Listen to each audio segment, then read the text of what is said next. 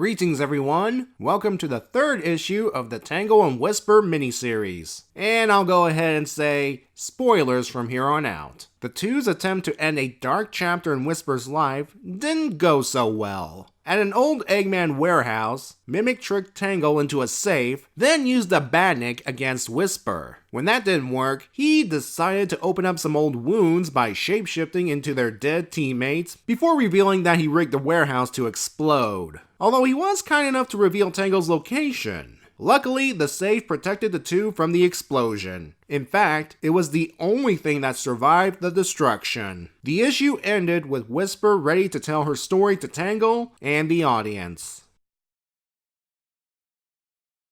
So where to begin with this important backstory? Well, how about Whisper showing Tangle a photograph of her old team, the Diamond Cutters. In addition to herself and Mimic, who are the Scout and Infiltrator respectively, there's Slinger the Marksman, Smithy the Crafter, and Clairvoyance the Psyop. I see what you did there. We can also see their respective Wisp companions next to them. As Whisper explains, they were an anti-Eggman mercenary team that took on the most dangerous missions. Each member had their own mask with their own recorder and video playback, which are networked to each other for the purposes of reviewing missions and stuff like that. Whisper programs her mask to show Tango how the Diamond Cutters normally operate. This mission involved the old fake prisoner gag, with Mimic disguised as an egg pong dragging Slinger, Claire, and Smithy on chains, and telling another robot to beat it. Once the immediate area is secured, Claire and Whisper, who's elsewhere off screen, determine the number of enemy forces in the area. Slinger and Smithy then pull out their specialized Wispins and go to town.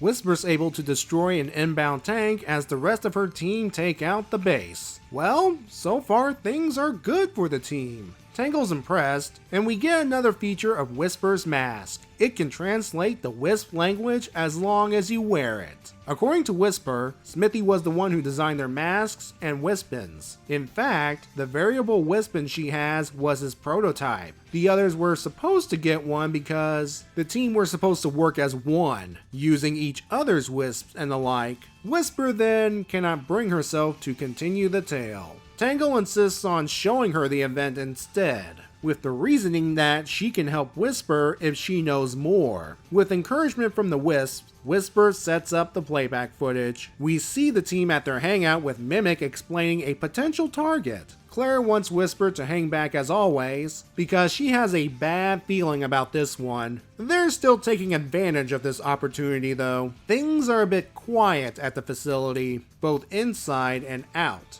Mimic disguises himself to scout around while the three of them check out some strange readings from a room. A room full of shadow androids, which activate when the door's sealed shut. The shadow androids start swarming the trio, and it's not pretty. We then switch to Mimic's POV as he chit-chats with Eggman. With Eggman nearly conquering the world, and no Sonic to oppose him, Mimic decided, yeah, best to join the winning side. Mimic's Cube Wisp leaves in disgust. Who's more disgusted right now is Eggman. He's gotten confirmation that the trio died, but one member remains unaccounted for. Either Mimic finishes the job, or Eggman will finish Mimic. Whisper hit herself and all Mimic could find was her Wispin. With his mask being similar to hers, he figured this'll be proof enough that he killed her. Once the playback ended, Whisper says once the coast was clear, she rescued the Wisps and got Smithy's prototype from her base. She kept the footage as motivation,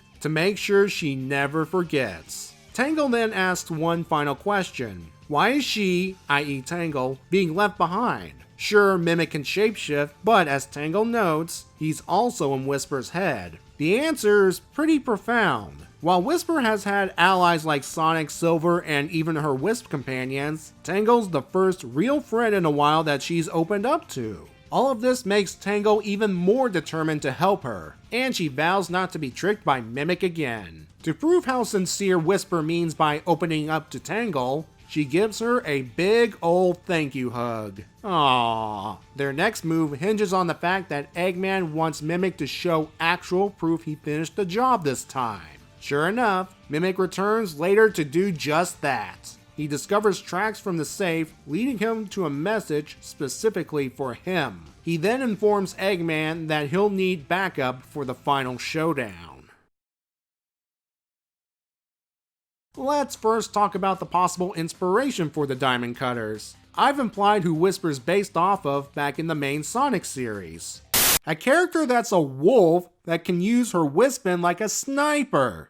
Well, now we have an octopus that changes forms for infiltration, and Slinger the Marksman, according to what I've read, he's an ocelot. Yeah, there's no being around the bush. Ian must have been inspired by the Metal Gear Solid series, and I wouldn't be surprised if the name Diamond Cutters was inspired by the name Diamond Dogs from Metal Gear Solid 5. If you're curious on the species of the remaining two members, Timothy is a lion and Clairvoyance is a howler monkey. We see Whisper's full tragic backstory, and I do mean see. Clever use of the playback technology established in issue 1 gives it a bit of that found footage feel. It's also good that we see the Diamond Cutters work well as a unit before Mimic backstabs them in order to save his own skin. Man, they must have really gotten under Eggman's skin by causing so much damage. And the flashback footage took place during the 6 months Sonic was imprisoned. Going back to Mimic, he's much healthier in the old footage compared to what he looks like now.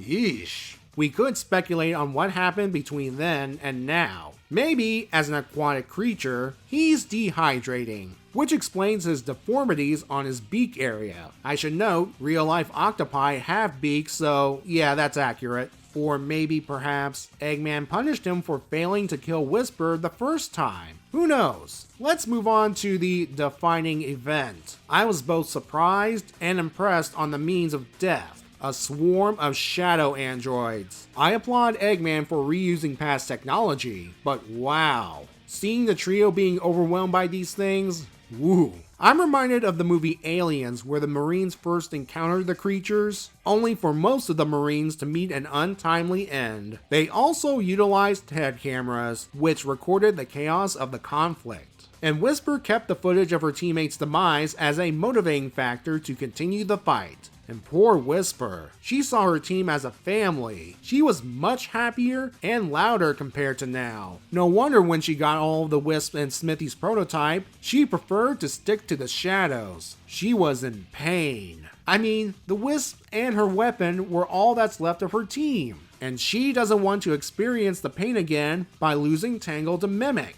Looking back on Whisper's previous comic appearances, we now get the context of certain actions. The way she looks at Shadow, boy that was awkward, and the reason for certain emotional outbursts. Tangle, being the audience avatar, actually points this out. I have to give credit to Tangle for being respectful in this issue. Yes, sometimes she's known to get excited at pretty much anything that's cool, but when the situation's serious, she dials it back a bit. Being a true friend, hearing and watching the story makes Tango even more determined to help Whisper finish this dark chapter in her life. Whisper must have seen something in Tangle to allow a bond to form in the first place, besides being comic exclusive characters. Let's hope this bond can help them take down Mimic once and for all. We'll see this next time when we conclude the miniseries. See ya then.